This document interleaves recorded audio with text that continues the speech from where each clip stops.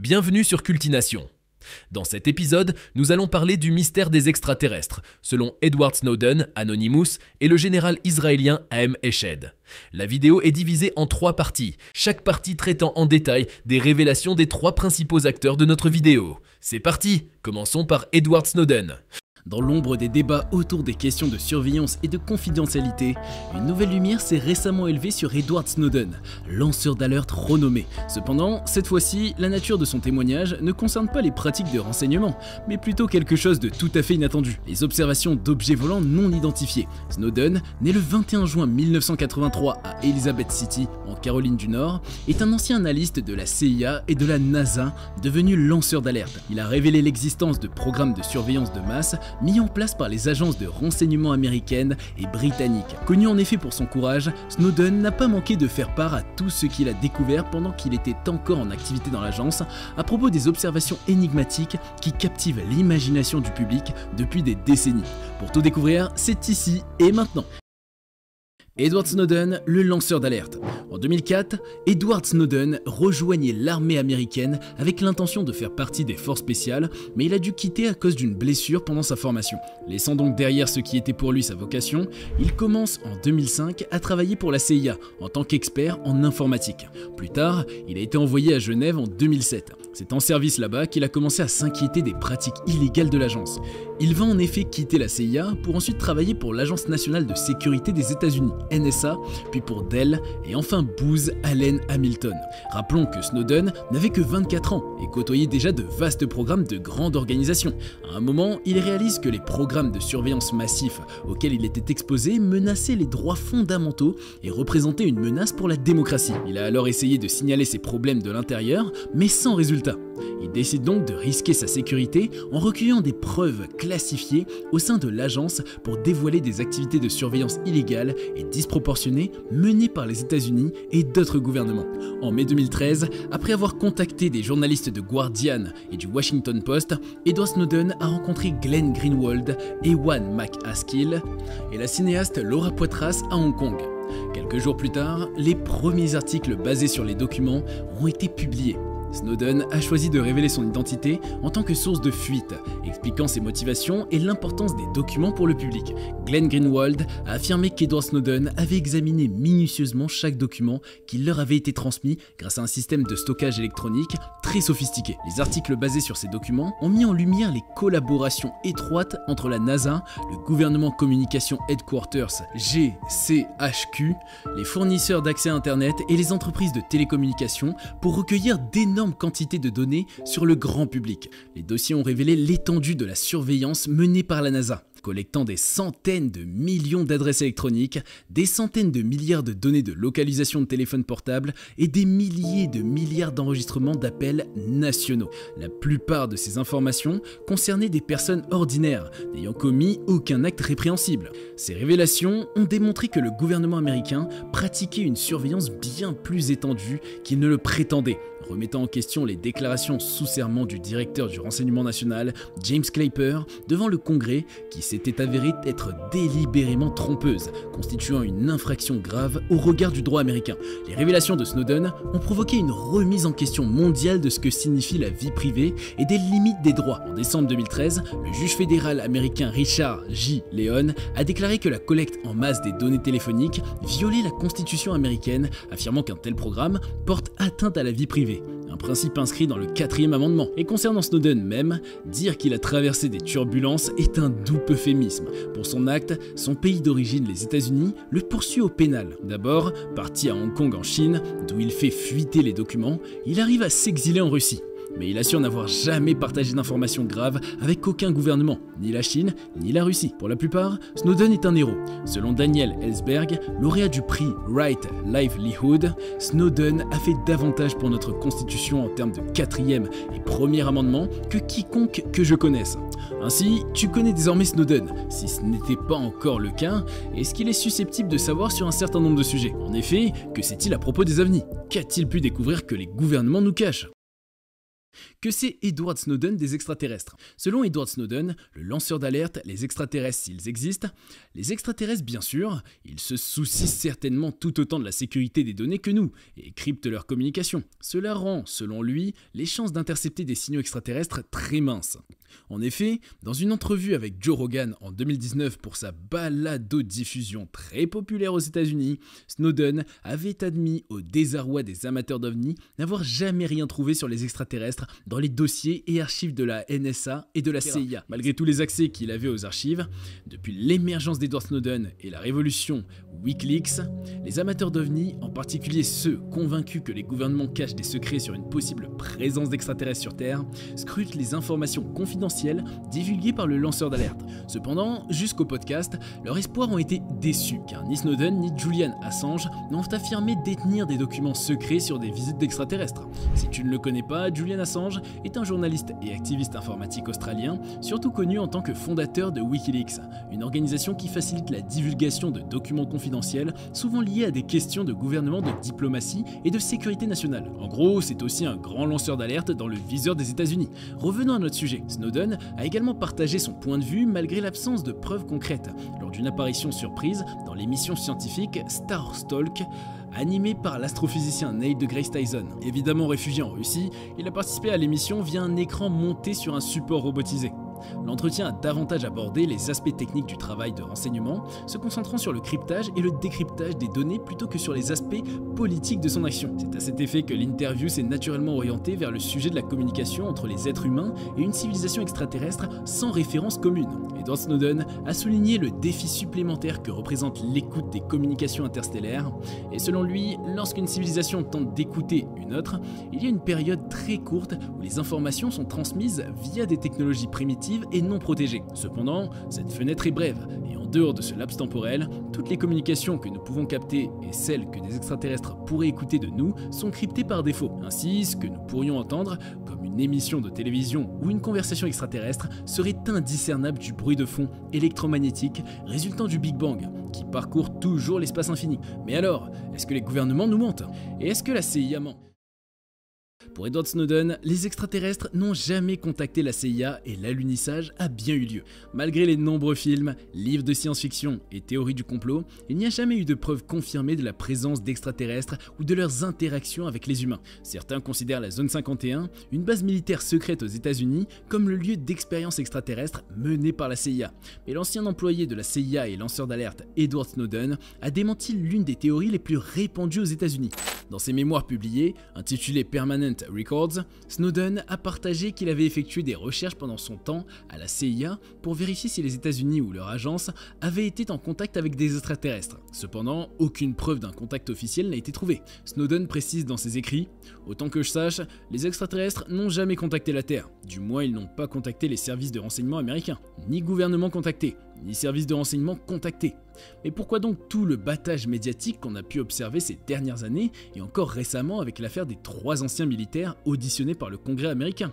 Selon Edward Snowden, les récentes discussions sur les ovnis sont une manière de détourner l'attention du public des questions importantes et des possibles manipulations du gouvernement américain. Il met en garde contre le fait que ces discussions, plutôt que de se concentrer sur des sujets cruciaux, pourraient être utilisées pour influencer l'opinion publique en faveur de la guerre. Snowden pense l'idée que le gouvernement serait attaqué par des ovnis comme une pure invention. Selon lui, l'ouverture soudaine sur les ovnis pourrait être une stratégie pour exploiter la peur de l'inconnu et justifier une augmentation des dépenses militaires. Il considère cette focalisation sur les ovnis comme une distraction par rapport au véritable événement en cours. Il exprime également des inquiétudes quant à l'utilisation potentielle du phénomène ovni comme prétexte pour entraîner le pays dans un conflit mondial avec la Russie et la Chine, soulignant les conséquences graves que cela pourrait avoir. Par contre, Edward Snowden révèle toujours dans le registre des théories du complot une autre information intéressante. Il a affirmé de manière explicite que l'alunissage, souvent l'objet de théories du complot, a bien eu lieu, insistant sur le fait que l'homme a réellement marché sur la Lune. Dans le podcast avec Joe Rogan, The Joe Rogan Experience, il a répété cela, soulignant toujours l'accès étendu au réseau de la NSA, de la CIA et de l'armée dont il a bénéficié. Il disait n'avoir pas trouvé de preuves contredisant ces faits. Il a également déclaré que le changement climatique est réel et a rejeté les théories sur les chemtrails. En définitive, bien qu'il n'ait pas catégoriquement écarté l'idée d'extraterrestres, Snowden a mentionné que si leur existence était dissimulée, cela resterait un secret, même pour ceux à l'intérieur du système parce qu'elle n'est pas encore évidente. Les théories sur les extraterrestres, les enlèvements, les expériences étranges et les observations d'OVNI font partie intégrante de la culture populaire américaine depuis plus d'un siècle. Snowden n'a pas directement abordé ces théories, mais il a souligné le caractère caché et mystérieux qui entoure le sujet extraterrestre, même pour ceux qui ont une connaissance approfondie des réseaux gouvernementaux. Maintenant, passons aux déclarations mystérieuses d'Anonymous. Pour ceux qui ne le connaissent pas, Anonymous est un groupe de hackers et d'activistes en ligne qui sont connus pour leurs actions contre les gouvernements, les entreprises et les individus qu'ils considèrent comme étant injustes ou corrompus. Ce groupement de hackers est connu pour ses actions de piratage informatique, ses attaques DDoS et ses campagnes de divulgation de données sensibles. C'est ainsi que le groupe Anonymous a révélé des signes de l'existence des extraterrestres. Certains signes se basant sur des documents confidentiels du FBI et de la NASA durant ces dernières années. L'effet wow. L'un des signes les plus troublant est l'effet wow, qui a été découvert en 1977 par Jerry Heyman, un astronome amateur de l'université d'État de l'Ohio. Il s'agissait d'un signal radio extrêmement fort et étrange qui a été capté par le télescope Big Ear de l'université d'État de l'Ohio. Le signal était si fort et si inhabituel qu'un chercheur a écrit « wow » à côté de l'enregistrement, d'où le nom de l'effet. Le signal qui a duré 72 secondes et n'a été capté qu'une seule fois est considéré comme provenant potentiellement des extraterrestres. Depuis lors, aucun autre signal similaire n'a été détecté, mais certains scientifiques pensent qu'il pourrait s'agir d'un signe d'une civilisation extraterrestre avancée. En effet, de nombreuses théories ont également été proposées pour expliquer l'origine de l'effet wow. Certains pensent que le signal a été émis par une civilisation extraterrestre qui cherchait également à communiquer avec d'autres formes de vie dans l'univers. D'autres théories suggèrent que le signal a été causé par une éruption solaire ou une autre perturbation naturelle de l'espace. Étant donné que l'effet wow n'a été enregistré qu'une seule fois, une interprétation certaine et convaincante de son origine est relativement compliquée. Aussi, la probabilité de détecter un signal extraterrestre est extrêmement faible, compte tenu de très grandes distances entre les étoiles et les galaxies. Même si à ce jour aucune explication tangible n'a été trouvée, les scientifiques continuent de chercher des signes de vie extraterrestres en explorant les exoplanètes et en utilisant des télescopes pour détecter d'autres signaux radio ou lumineux. Les mystérieux signaux rapides radio FRB. En 2007, les scientifiques Duncan Lorimer et son équipe de l'université de Virginie occidentale ont découvert un autre phénomène mystérieux, les signaux rapides radio FRB. Les signaux rapides radio FRB, ou en anglais Fast Radio Burst, sont des émissions radio à haute énergie. Ces signaux sont extrêmement puissants. Bref, et proviennent de l'espace profond. Ils ne durent que quelques millisecondes. Depuis leur découverte, plus de 100 FRB ont été détectés provenant de diverses régions de l'espace. On ne sait toujours pas ce qui les cause. Leur origine est encore un secret. Les scientifiques ont étudié ces signaux pour tenter de comprendre leur origine et leur signification. La plupart des FRB semblent provenir de l'espace intergalactique, mais quelques-uns ont été localisés dans notre propre galaxie, la Voie lactée. Certains scientifiques pensent que les FRB pourraient être le résultat d'une collision de deux étoiles à neutrons, ou encore de l'explosion d'une supernova. D'autres ont proposé des théories plus exotiques, telles que l'existence de technologies extraterrestres avancées. Certains scientifiques pensent que cela pourrait être le signe d'une vie extraterrestre intelligente. Malgré les nombreuses recherches menées sur les FRB, leur origine reste mystérieuse. Cependant, une découverte récente a permis de jeter un peu plus de lumière sur ces signaux. En 2020, une équipe de chercheurs a détecté un FRB provenant d'une galaxie à environ 500 millions d'années-lumière de la Terre, le FRB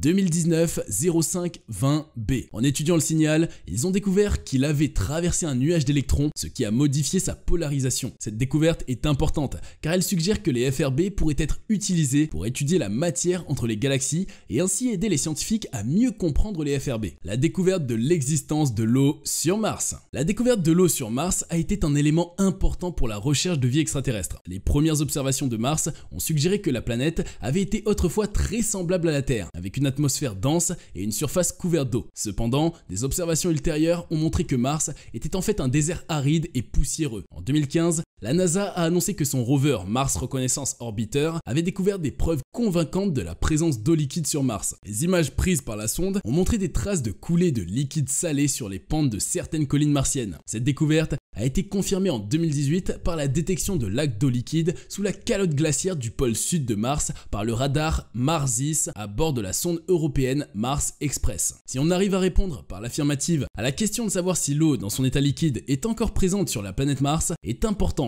car cela signifierait qu'il y a des conditions qui pourraient soutenir la vie. Les scientifiques pensent que si de l'eau liquide est présente sur Mars, elle pourrait être souterraine ou confinée sous la surface de la planète en raison des conditions atmosphériques extrêmes. Cette découverte implique qu'il y avait observé à un moment donné des conditions qui pourraient avoir permis la vie. Elle alimente également l'espoir que la vie pourrait encore exister sur Mars aujourd'hui, même si cela ne peut être prouvé avec certitude pour le moment. Et également de la découverte de l'eau sur Mars, on peut déduire qu'il pourrait y avoir d'autres planètes dans notre système solaire ou dans d'autres systèmes solaires avec des conditions similaires qui pourraient soutenir la vie. La recherche de ces planètes est l'un des principaux objectifs de la recherche astronomique actuelle. Aussi, la disponibilité de l'eau sur Mars faciliterait grandement l'installation d'une colonie humaine sur la planète, car l'eau est une ressource essentielle pour la vie humaine. Les scientifiques étudient actuellement la façon dont les humains pourraient vivre et travailler sur Mars. Une autre découverte, peu connue du grand public, la mission Mars Curiosity a détecté des niveaux élevés de méthane dans l'atmosphère de Mars. Le méthane est un gaz qui est produit par des processus biologiques, ce qui suggère que la vie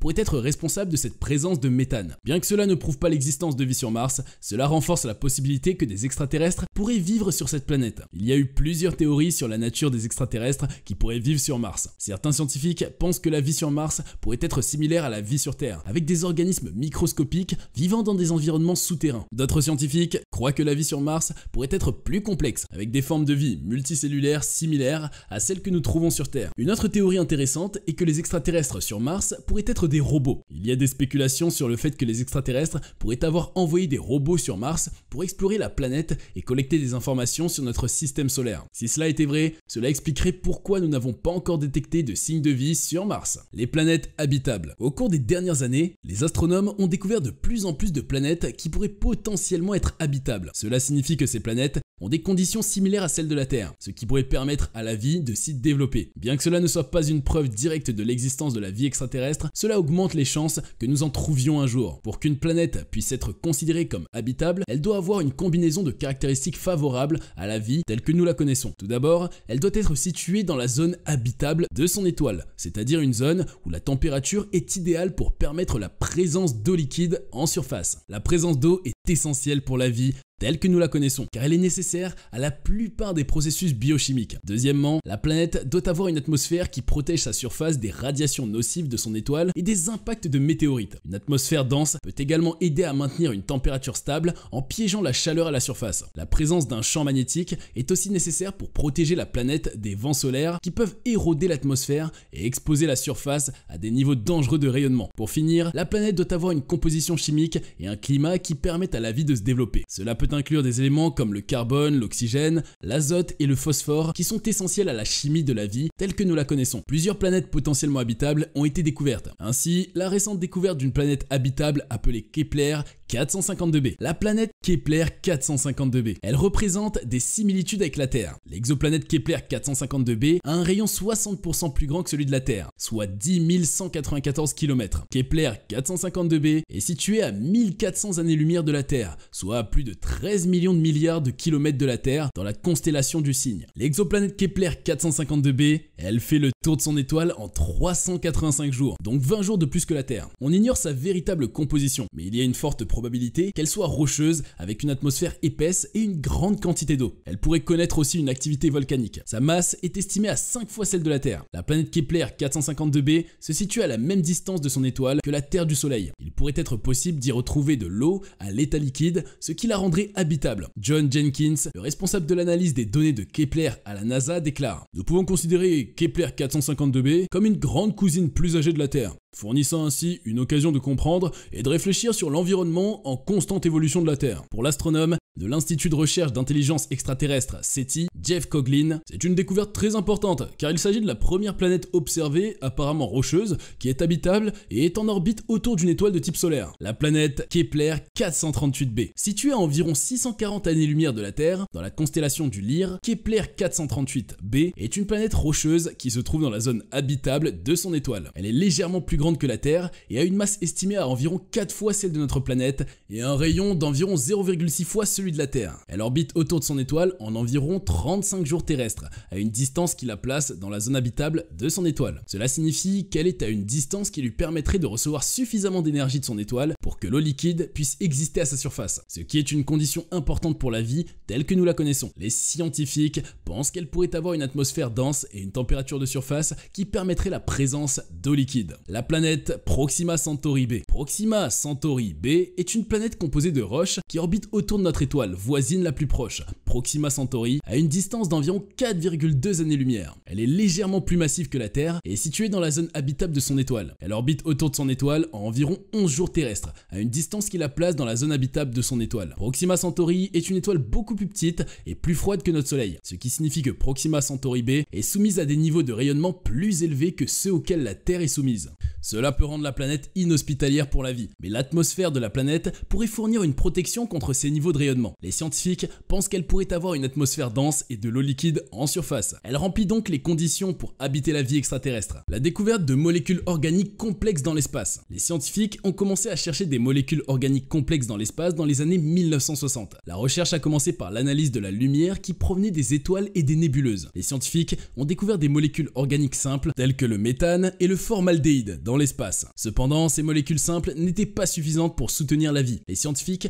ont alors commencé à chercher des molécules organiques complexes dans les comètes et les astéroïdes. En 2004, la sonde Stardust de la NASA a collecté des échantillons de la queue d'une comète appelée Wild 2. Les scientifiques ont découvert la présence de glycolaldéhyde, une molécule organique complexe qui est un précurseur du sucre dans les échantillons. Cette découverte a été une avancée majeure dans la recherche de la vie extraterrestre. En 2014, les scientifiques ont fait une autre découverte importante. Ils ont détecté la présence de glycine, l'un des acides aminés les plus courants dans les protéines, dans l'atmosphère de la comète Lovejoy. La découverte de glycine dans une comète a renforcé l'idée que les molécules organiques complexes nécessaires à la vie peuvent être présentes dans l'espace. En 2015, l'Agence spatiale européenne a annoncé la découverte de molécules organiques complexes dans une région de la Voie lactée appelée Sagittarius B2. Les scientifiques ont détecté la présence de méthylformiate, une molécule organique complexe qui est impliquée dans la formation des acides aminés et des acides gras. Cette découverte a été une avancée majeure dans la recherche de la vie extraterrestre. En 2020, la présence de phosphine dans l'atmosphère de Vénus a été détectée. La phosphine est une molécule organique complexe qui est produite par les microbes sur Terre. La découverte de phosphine sur Vénus a suscité des espoirs quant à la possibilité de trouver la vie sur cette planète. Ces découvertes montrent que les éléments de la base de la vie peuvent être répandus dans l'univers, ce qui renforce l'idée que la vie pourrait exister ailleurs. Cela ouvre également de nouvelles pistes de recherche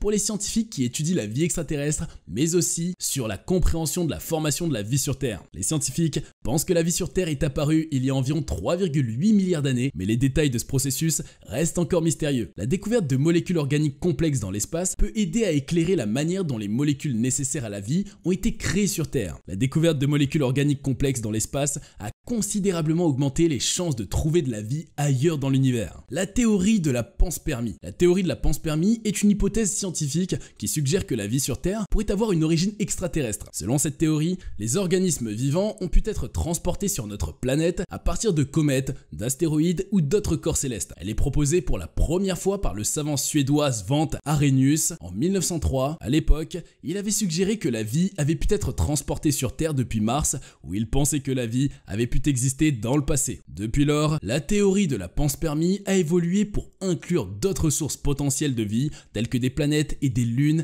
avec des conditions favorables à la vie, ainsi que des environnements plus exotiques, tels que des nuages interstellaires et les régions de formation d'étoiles. Si la théorie est confirmée, cela signifierait que la vie sur Terre et la vie extraterrestre seraient plus étroitement liées que nous ne le pensions. La théorie de la panspermie est basée sur plusieurs observations et découvertes scientifiques. L'une d'entre elles est la découverte de molécules organiques dans des météorites et des comètes, qui suggèrent que ces corps célestes pourraient être porteurs de la vie. De plus, des études ont montré que certaines formes de vie, telles que des bactéries, peuvent survivre dans des conditions extrêmes telles que des températures très basses et des radiations intenses, ce qui laisse penser qu'elles pourraient survivre dans l'espace et être transportées à travers les distances interplanétaires. De plus, certaines preuves suggèrent que les comètes et les astéroïdes peuvent contenir de l'eau et des éléments nécessaires à la vie, tels que le carbone, l'azote et le phosphore. Il est donc possible que des micro-organismes puissent être présents à l'intérieur de ces corps célestes et être transportés sur Terre par des impacts. Malgré ces preuves, la théorie de la panspermie reste controversée. Les scientifiques sont divisés sur la question de savoir si la vie pourrait survivre dans l'espace et être transportée sur de longues distances sans être détruite par les radiations cosmiques ou les températures extrêmes. Même si la vie est originaire d'autres planètes ou lunes,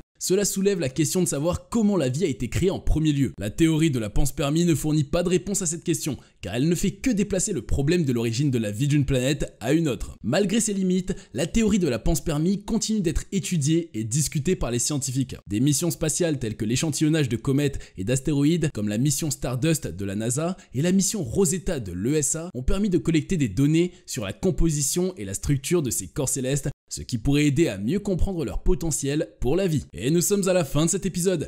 Et maintenant, on passe au général israélien Haïm Eshed.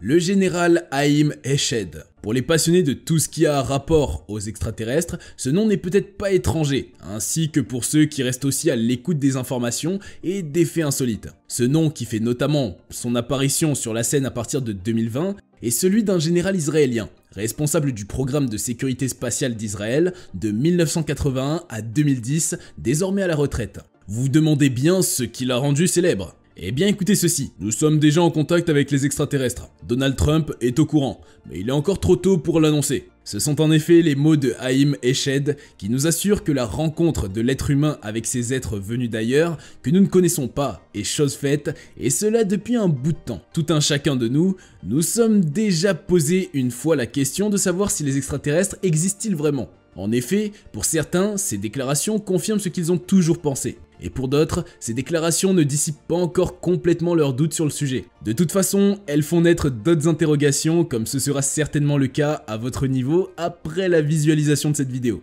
Avant de continuer sur ces révélations, nous allons d'abord essayer de connaître l'homme qui nous rassemble. Haïm Eshed. Qui est-ce? Haïm Eshed est un général israélien à la retraite, un ancien chef de la sécurité spatiale d'Israël qui a été en service de 1981 à 2010. Haïm Eshed, alternativement romanisé en Chaim Eshed, est né en 1933.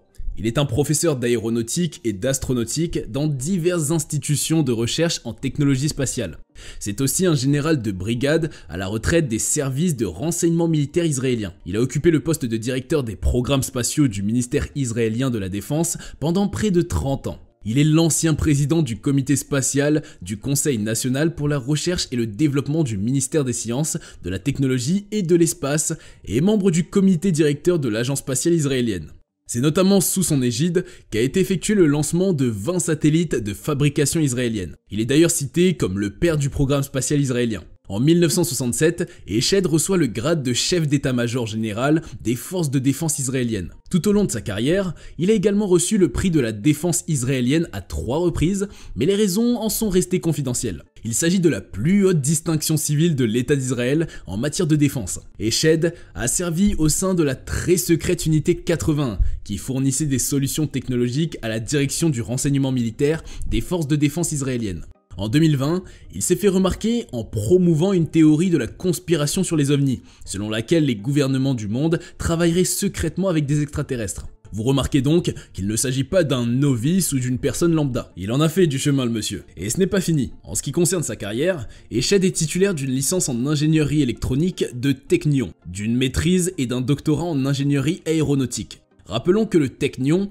est un institut de recherche et une université publique à Haïfa, en Israël, spécialisé dans les domaines de la science et de la technologie. En 1979, alors qu'il était colonel au sein de la direction des renseignements militaires israéliens, il a proposé la mise en place d'une capacité satellitaire indépendante afin de recueillir des renseignements dans le Sinaï après le retrait des forces égyptiennes. Il était directeur de l'espace lors du lancement en 2007 du satellite espion Ophek 7 qui, selon lui, aiderait à résoudre la question iranienne. Lorsqu'il a pris sa retraite en 2011, les médias israéliens l'ont décrit comme le père du programme de capacité spatiale d'Israël. Ces diverses révélations. Maintenant, nous connaissons un peu plus Haïm Eshed. Revenons maintenant sur cette déclaration. En effet, c'est dans une interview accordée au quotidien israélien Yediot Aharonot que Haïm Eshed, 87 ans au moment de l'interview, a longuement parlé de la vie extraterrestre. Il a notamment évoqué l'existence d'un accord entre le gouvernement américain et une fédération galactique d'extraterrestres. Eh oui, vous avez bien entendu, une fédération galactique. Elle cherche à comprendre la structure de l'univers. Cette coopération inclut apparemment une base souterraine secrète sur Mars. Les extraterrestres sont réels et le président américain Donald Trump est au courant. C'est ce qu'a affirmé Haïm Eshed, l'ancien chef de la sécurité spatiale israélienne, soulignant qu'ils gardent leur existence secrète car l'humanité n'est pas prête pour eux. Donald Trump n'a pas révélé leur existence car la Fédération Galactique a insisté sur le fait que l'humanité n'est pas encore prête. Aurait insisté Monsieur Eshed. Les extraterrestres ont insisté sur le fait que les humains doivent évoluer et atteindre un stade où nous, les humains, comprendrons ce que sont l'espace et les vaisseaux spatiaux. Les objets volants non identifiés ont demandé à ne pas publier qu'ils sont ici. L'humanité n'est pas encore prête, ajoutait-il. En ce qui concerne le timing de ces révélations, il répond à travers son livre The Universe Beyond the Horizon. Si j'avais dit ce que je dis aujourd'hui il y a 5 ans, j'aurais été hospitalisé.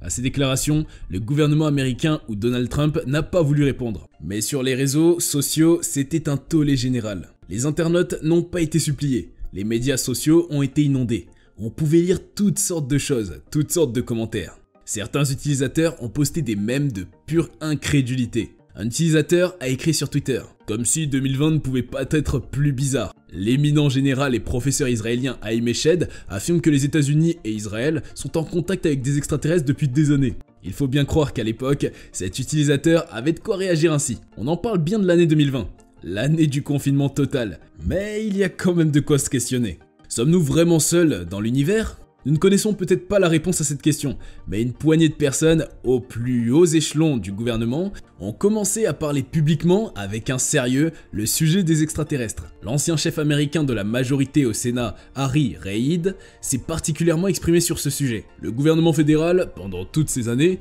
a couvert des informations importantes sur les ovnis, a mis des plaquettes de frein sur tout. Après les déclarations de Haïm Eshed, au lendemain des déclarations, c'est l'incompréhension totale dans les hautes sphères. Plusieurs se disaient, soit il a perdu la tête, soit il n'a plus rien à perdre. Et c'était plus ou moins le cas. Pour un homme de cette trempe, et vu l'âge qu'il avait, Haïm Eshed n'avait plus rien à perdre. Dans tous les cas, ces déclarations ne sont pas pour déplaire à tout le monde. De nombreux adeptes des théories ufologiques se sont affolés et ont réagi via les réseaux sociaux, que ce soit sur Twitter, sur Facebook et dans les forums. Un utilisateur de Twitter avait en l'occurrence posté « Nous nous préparons pleinement à une réalité extraterrestre qui inclut une fédération galactique. Espérons que les extraterrestres ne nous trouvent pas trop fous. » Un autre affirma « Il ne s'agit pas non plus des mots d'un écrivain geek de sci-fi, mais des affirmations réelles de l'ancien chef de la direction de l'espace du ministère de la Défense israélien, Haïm Eshed, et il semblait avoir beaucoup plus à dire sur les visiteurs extraterrestres imminents. » Pour soutenir leur position, les fanatiques ont essayé de rappeler que le Haïm Eshed est quand même un professeur respecté et général à la retraite, qui a supervisé de nombreux lancements de satellites israéliens dans le cadre de ses fonctions au ministère de la Défense. S'il n'est pas si difficile d'imaginer que les extraterrestres existent en fait, il est probablement plus difficile d'imaginer qu'ils n'existent pas sous une forme ou une autre. L'univers est grand après tout. Par contre, pour certains, il peut juste sembler un peu exagéré d'affirmer, comme le fait Eshed, que le gouvernement américain a signé des accords de coopération qui permettent aux extraterrestres et aux astronautes américains de partager des informations et astuces dans une base souterraine dans les profondeurs de Mars. Imaginez un instant, la une des journaux, les gros titres après l'annonce par Donald Trump de l'existence d'une coopération avec les extraterrestres. Mis à part l'hystérie collective, quelle aurait été votre réaction? Qu'auriez-vous fait ou décidé de faire? Quel sentiment vous animerait? L'importance de cette déclaration. Eshed, qui a dirigé le programme spatial israélien pendant près de 30 ans, est peut-être le plus haut responsable du complexe militaro-industriel, à défendre l'idée que les humains sont en contact avec des extraterrestres. Aux États-Unis, aucun haut responsable n'a déclaré définitivement que les extraterrestres sont parmi nous. Mais John Brennan, qui a dirigé la CIA pendant l'administration Obama, pose des questions pointues. La vie est définie de nombreuses façons différentes, a-t-il déclaré dans une conversation avec l'économiste et podcasteur Tyler Cowen. Je reprends ses propos. Je pense qu'il est un peu présomptueux et arrogant pour nous de croire qu'il n'y a aucune autre forme de vie nulle part dans l'univers entier. Certains des phénomènes que nous allons voir continuent d'être inexpliqués et pourraient, en fait, être un certain type de phénomène qui est le résultat de quelque chose que nous ne comprenons pas encore et qui pourrait impliquer un certain type d'activité que certains pourraient dire constituer une forme de vie différente. En d'autres termes, certains de ces ovnis pourraient être des extraterrestres. Les affirmations de Brennan sont bien plus modestes que celles d'Eshed, mais il semble, pour le moins, ouvert à l'idée que des civilisations extraterrestres pourraient être derrière certains des phénomènes les plus étranges de nos cieux. J'ai vu certaines de ces vidéos de pilotes de la marine, et je dois vous dire qu'elles sont assez surprenantes quand on les regarde, a déclaré M. Brennan. mais il maintient qu'il ne sait rien de sûr. La NASA, elle, ne veut rien entendre. Dans une déclaration donnée à NBC News, en réponse aux affirmations explosives des Shed, un porte-parole de l'agence spatiale a déclaré « Bien que nous n'ayons pas encore trouvé de signes de vie extraterrestre, la NASA explore le système solaire et au-delà pour nous aider à répondre à des questions fondamentales, notamment celle de savoir si nous sommes seuls dans l'univers. Faites-en ce que vous voulez. » Naturellement, Donald Trump fait partie de l'histoire des Shed. Trump était, selon l'Israélien, sur le point de révéler l'existence des extraterrestres au grand public, mais a été arrêté par la Fédération Galactique afin de prévenir l'hystérie de masse. Si tel est le cas, nous ne pouvons qu'espérer qu'un jour, Trump lui-même ou un de ses successeurs décide de révéler la vérité. L'existence d'une base secrète souterraine sur Mars. Existe-t-il vraiment une base secrète souterraine sur Mars? Tout porte à croire que non. Enfin, sans preuve palpable. Certaines personnes ne sont pas allées de main morte avec l'ex-général israélien. On peut lire dans un article produit et publié sur le site slate.com ceci. C'est ridicule.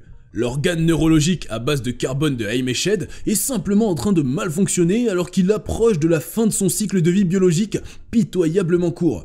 Et il n'y a absolument aucune raison de se pencher davantage sur son histoire. Comme ce tabloïd, plusieurs autres personnes pensent pareil. Pour cela, les affirmations des Shed ne tiennent pas debout. Même une espèce qui ne connaît pas l'espace comme nous devrait être en mesure de comprendre que la recherche sur la structure de l'univers peut être menée n'importe où. C'est pourquoi on l'appelle l'univers. Pour le journaliste en chef de Slate.com, ces supposés chercheurs sur la structure de l'univers n'aurait pas besoin de s'intéresser à notre insignifiante petite planète ou à ses abondantes réserves d'azote et de cobalt, et encore moins d'établir des relations diplomatiques avec une espèce inférieure. Quant à la soi-disant Fédération Galactique des Shed, quelle est la probabilité qu'un gouvernement extraterrestre ait une structure que des humains comme nous soient capables de comprendre? Il ne semble tout simplement pas plausible que d'autres espèces de notre galaxie forment un gouvernement ressemblant si étroitement à celui présenté dans notre bien-aimé programme télévisé Star Trek. L'histoire des Shed présente le genre d'incohérences qui font rire les humains qui l'entendent. Quant à cette supposée base souterraine sur Mars, des journalistes se demandent, comme bien d'autres, où peut-elle se trouver? Les journalistes, s'appuient sur quelques notions en astronomie et pensent que certains caractéristiques ou fondamentaux manquent à la thèse du Dr Eshed et de sa pseudo-fédération intergalactique. D'abord, ils affirment que sur la plus probable planète Mars, les basses terres du Nord ont trop de perchlorate, de calcium, les hautes terres du Sud en ont trop peu et creuser Olympus Mons, le volcan bouclier de Mars, nécessiterait au moins une technologie antimatière de classe 4, ce qui serait bien trop cher pour justifier une station de recherche. Si, hypothétiquement, un nombre croissant d'humains se rendait chaque année sur Mars pour aider à la recherche extraterrestre sur la structure de l'univers, et si, également hypothétiquement, aucun d'entre eux ne revenait jamais, rien ne nous empêcherait, nous les humains, de mener une enquête approfondie sur la question. Nous accordons trop de valeur à la vie humaine pour faire autrement. Mais déjà, et je ne saurais trop insister sur ce point, cette histoire de personnes expédiées sur Mars et ne revenant jamais ne se produira pas, affirme un spécialiste. Même s'il devrait être évident pour tous les humains que les affirmations ridicules des Shed ne méritent pas d'être approfondies, elle nous rappelle que les choses importantes dans nos vies se trouvent tout ici, sur le vaisseau Terre, et non sur une autre planète lointaine, juste assez proche pour être atteinte par des vaisseaux à la vitesse de la lumière, mais avec une excentricité orbitale suffisante pour dissimuler facilement les lancements de cargos interstellaires à nos télescopes terrestres primitifs. En général, sur la question de l'existence des extraterrestres, nous ne sommes pas sortis de l'auberge. Il est important de savoir que par le passé, on a pu recueillir plusieurs témoignages de personnes ayant vu ou eu contact direct avec des ovnis. En France, comme dans plusieurs autres pays, de nombreuses personnes ont possiblement expérimenté la présence de ces êtres encore inconnus de nous, êtres terrestres. Les autorités et les scientifiques s'évertuent à démêler le vrai du faux, c'est-à-dire les plaisantins de ceux qui apportent des faits probants et un peu plus raisonnables. On a par exemple le témoignage de ce monsieur qui, le 3 septembre 1973, va vivre une expérience unique. Alors qu'il rentrait chez lui le soir, il aperçoit une soucoupe volante confortablement installée au-dessus des champs. La gendarmerie, vite arrivée sur les lieux, aurait également observé l'étrange vaisseau. Le témoignage qui semble plus officiel est celui de ce pilote de l'US Air Force qui raconte avoir assisté à une invasion d'extraterrestres, une invasion de soucoupes volantes, Flying Saucers, comme il l'a appelé en anglais. Jusqu'aujourd'hui, des formes étrangères se font remarquer dans des endroits insolites, créant des sensations et sentiments forts chez les personnes dites visitées. Alors, selon vous, pensez-vous que ce qu'a dit le général Haïm Eshed est véridique? Nous attendons vos réponses dans l'espace commentaire. Et surtout, si vous avez reçu la visite ou avez vu une fois un de ces vaisseaux ou corps étrangers, n'hésitez pas à partager votre expérience avec nous. Merci et à bientôt sur Cultination.